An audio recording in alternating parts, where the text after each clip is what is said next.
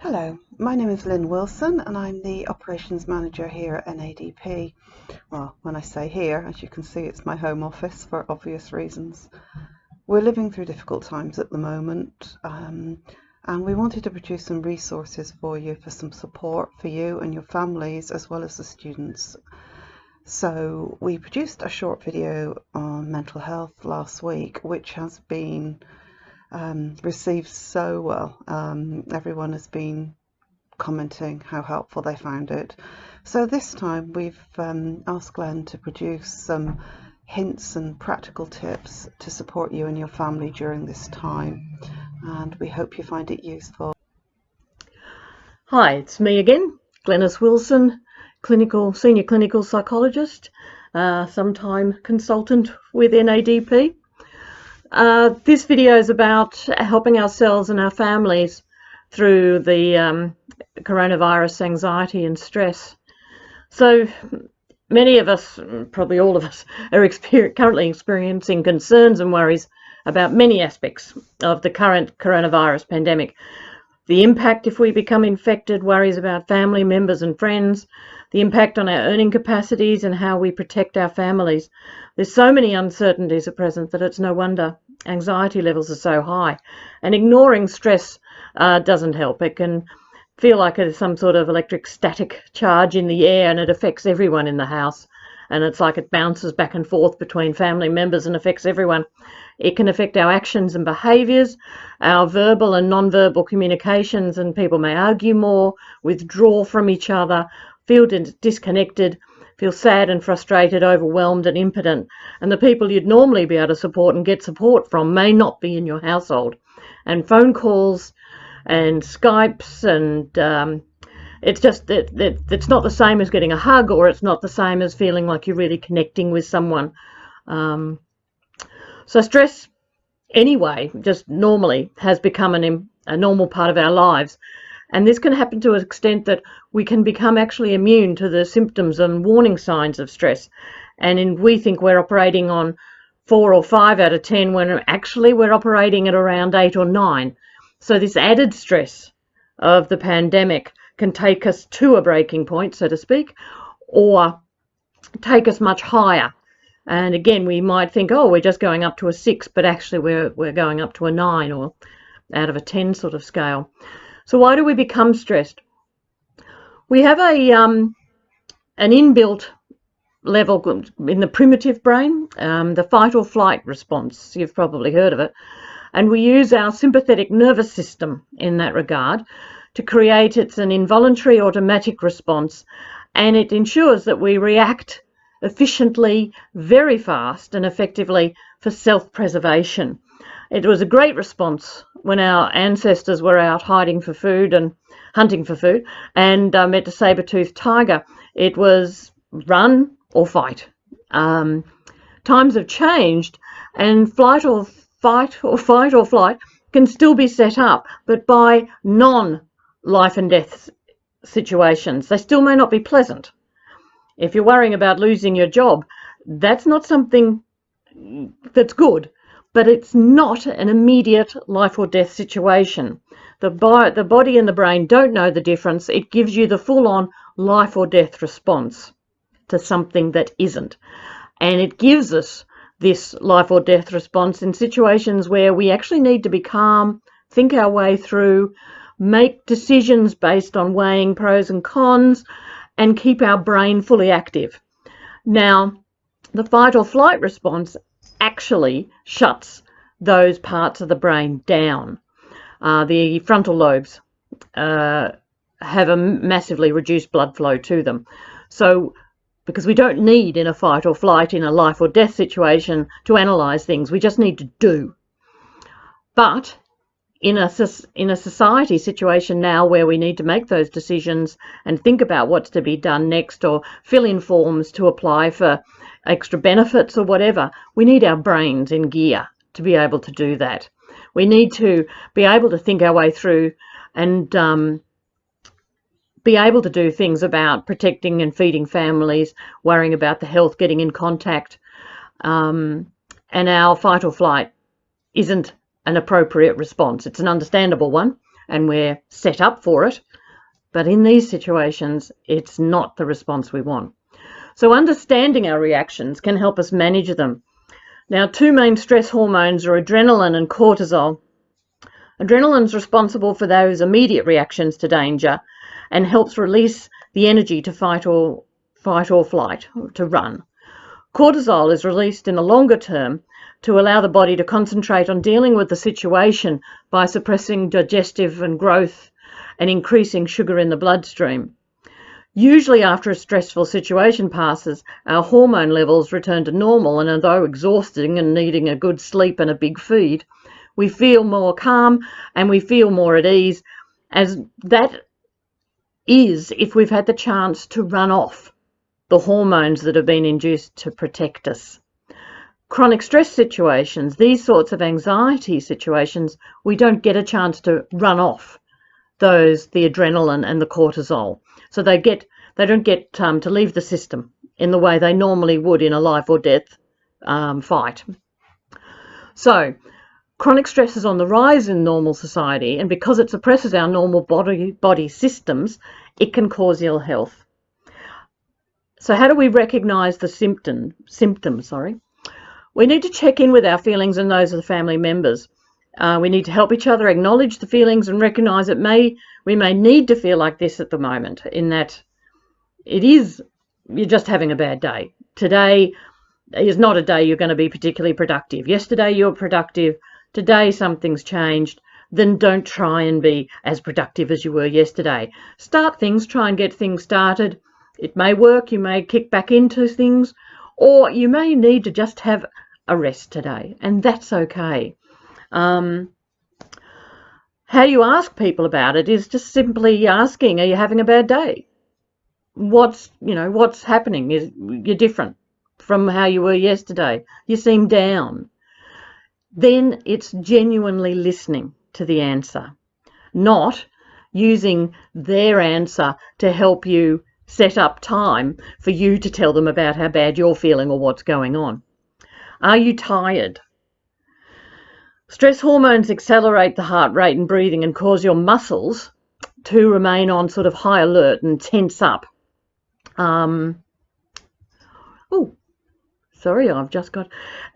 whole body can be tensed for reaction when the fight or flight is on, and that's very exhausting. And the lack of sleep, if your adrenaline's up and your cortisol's going, is that your brain works overtime thinking about things that it may or may not be able to solve, and that keeps you awake, and that gets into a self-perpetuating loop. People can have headaches, stress headaches, feel the pressure on either side of the head, can be a band across here, and tense neck and shoulders. People who are prone to migraines or headaches really need to do exercises to loosen up their neck and shoulder muscles. Are you irritable? Stress hormones make us hyper-responsive and our sensory receptors more hypersensitive, so everything seems more intense.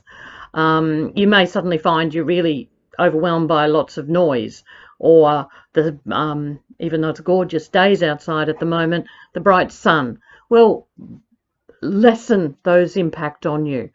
Close the curtains. Don't listen to loud things. Give yourself time out from it. You might be tearful. Stress can lead to tears, but that's actually very good in terms of that's one of the ways that we remove cortisol from the systems. Tears, the chemical makeup of tears differs from whether they're tears of pain, happiness, sadness. So you feel better after a good cry. It's true. Even though it may be an old wives' tale, they're based in truth. So when you hit your nail with a hammer, or your finger with a hammer, and you start crying, that is a chemically different thing to you crying because you're sad. And it's either way, it's good to get it out. You might find that there's a loss of libido or sexual desire. Hormones need to be in balance to experience sexual desire. Stress upsets this balance. You also may notice you've had a change in appetite.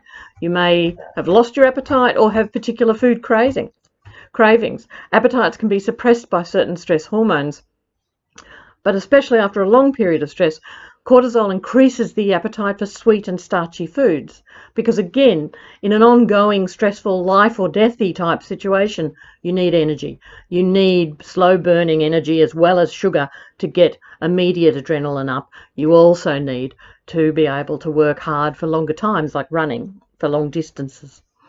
So what can we do? Firstly, as I said before, listening. It's a skill we all need to practice in normal times, and in times of crisis it can be more important. If you ask someone how they're going, then listen to their answers. People need to talk and need to feel that they're understood before they're in a situation where they're going to take any advice or suggestions, maybe even before they're even ready to get a hug. And I'm talking about, obviously, the people in your household. And that goes for ourselves as well. We need to be able to listen without constructing a solution or a counter-argument in our heads. We need to be understood before we move into major problem solving. And that can be really hard for a lot of people who are used to, okay, we're at work, I've got to do this, I've got to do that, let's go, let's make this decision. To actually hear somebody's problems without thinking, oh, you need to do this, you need to do that, can actually be hard work. So be gentle on yourself, but practice it. Listen to what the thing is, because often with emotional issues or with psychological stress, the actual solution for the person is just to be heard. They'll come up with their own answers. Sometimes they need to hear what the problem is in order to come up with what they need to do. They don't need you to point it out, but they need you to listen so they can sort it out in their own head. So in ongoing or longer term situations, we may need to feel the stress relief by talking about our feelings rather than just first off having a brainstorming session. So do try and listen first. In terms of practical actions, it can be really useful to start with that, I suppose it's called the Serenity Prayer, but you don't need to be religious or whatever to have it. It makes perfect sense. Give us the courage to change what must be altered, and serenity to accept what cannot be helped, and the insight to know the one from the other. That's attributed to Reinhold Niebuhr, I think that's how you say it, in the 1930s. Basically, it's saying there's things we control and things we can't control. So let's focus on the things we can control and try and ride out the things we can't. And we need to be able to have the presence of mind, the calm brain, that is what you get with the parasympathetic system, not the fight or flight, to know the difference between the two. So what we can control how much media we watch. We can focus on facts rather than rumours, and there are so many ridiculous things happening around. We can explain the facts to our children. We can prepare and shop sensibly following the guidelines for leaving the house. We can ensure that we have contact details of friends and family so we can keep in contact in every way we can. We can accept that events are impacting on us and others and plan breaks, de-stressing activities, even fun, as a part of a loose schedule for getting through the day. There are also things we cannot control, and trying to control those things just increases the feeling that, yes, we are out of control because we can't control them. So that just leads to further anxiety, and that can spiral out of control. Take a break and accept there are things you can't control. You're not going to be able to control when you can leave or when the country will be out of lockdown and you can go to the movies. But you can control getting a movie delivered, subscribing to movies and watching it at home. They're the things that can help us get through this.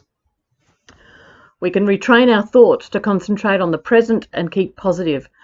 We know that our negative thoughts and another evolutionary trait, keeping an eye on the fact that, yes, when we go for that walk, that saber-toothed tiger may be lurking in the trees, was really important to keep us safe in the past, and it still plays a part in our lives.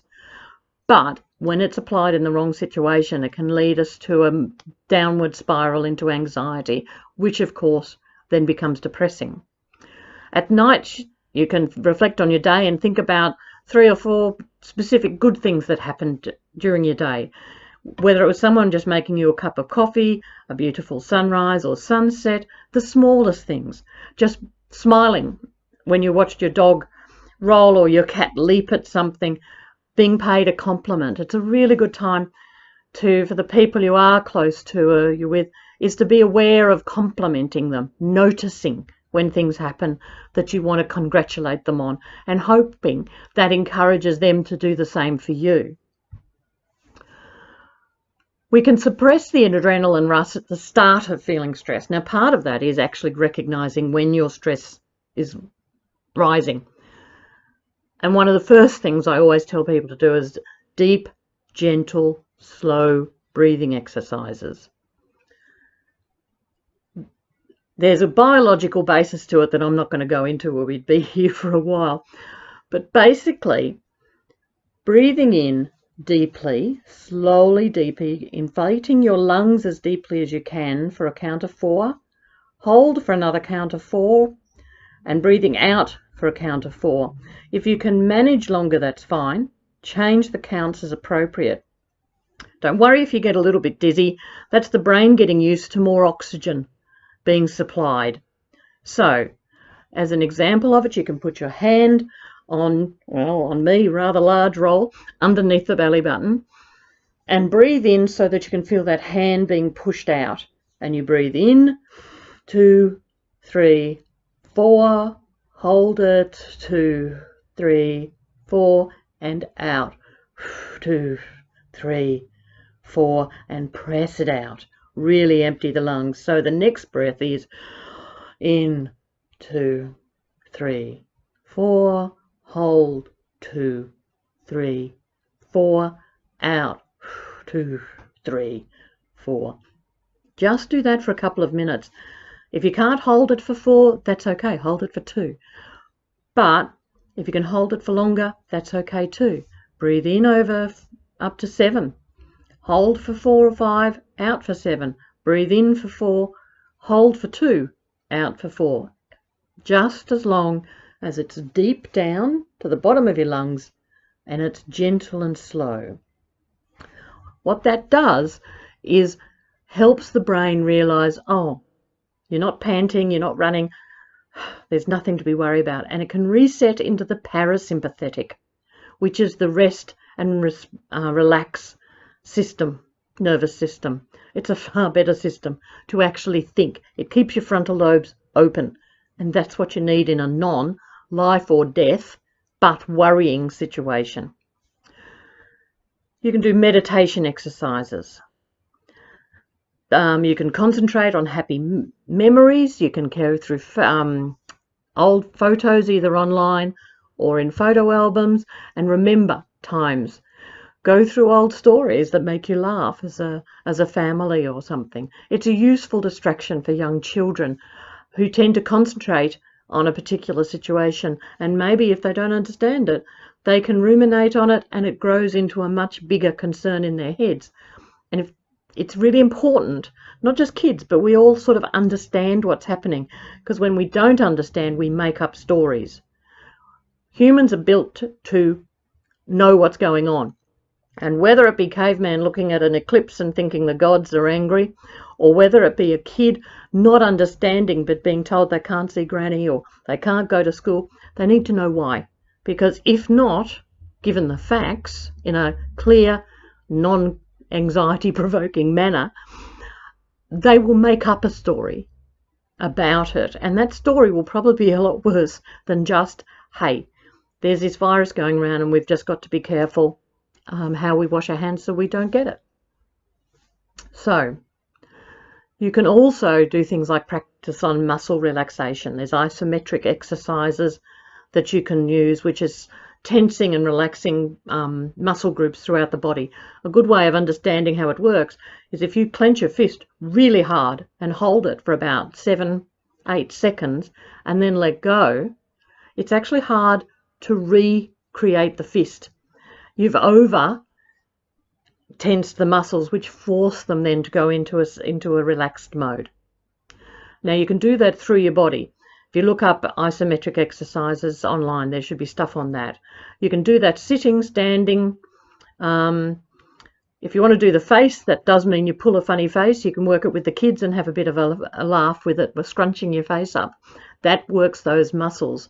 But it's, again, very simple. By over, but gently, especially with your jaw and your soles of your feet, be very gentle how you tense those. But if you over tense muscles and then relax, it forces them. So you can force your muscles to relax and stop that tension that we build up. I